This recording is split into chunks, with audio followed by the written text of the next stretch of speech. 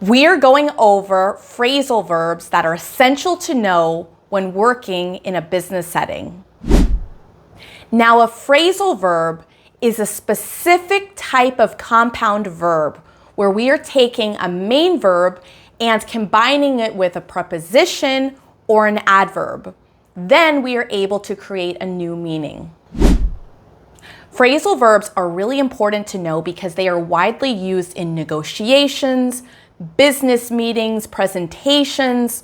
They're used in both written and spoken English, and they allow you to become more natural and fluent when you're speaking English.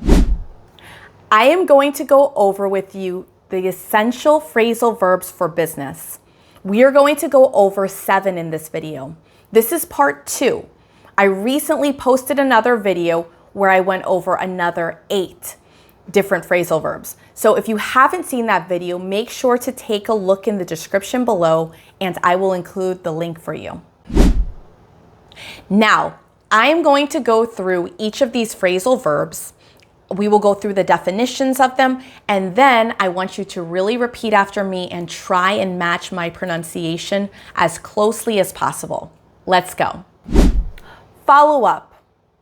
Follow up means to continue or pursue something after an initial action. For example, I could say, I will follow up with the client after the meeting. Follow up. Follow up. Follow up. Follow up. Give up. Give up means to stop trying. For example, I could say, we can't just give up on this project. Give up. Give up. Give up. Give up. Look into. Look into means to investigate or to examine something. For example, I could say, I'm going to look into new suppliers for our raw material. Look into. Look into.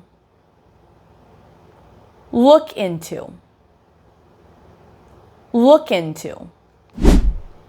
Set up. Set up means to establish or arrange something. For example, we could say, we need to set up a new meeting with the client. Set up. Set up. Set up. Set up. Work out. Work out means to find a solution or to reach a successful outcome.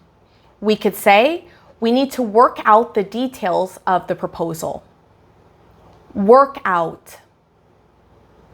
Work out. Work out. Work out. Follow through. Follow through means to complete something that you have started. For example, we could say, it's important to follow through on the commitments that you've made to your clients.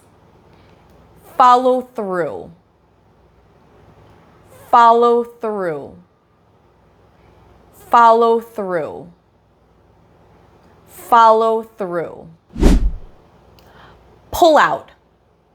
Pull out means to withdraw or stop being involved in something. For example, we could say, the company decided to pull out of the deal at the last minute. Pull out. Pull out. Pull out. Pull out. Now, if you haven't seen part 1 of essential phrasal verbs for business, take a look in the description below. I have included the link for this additional video. Check it out.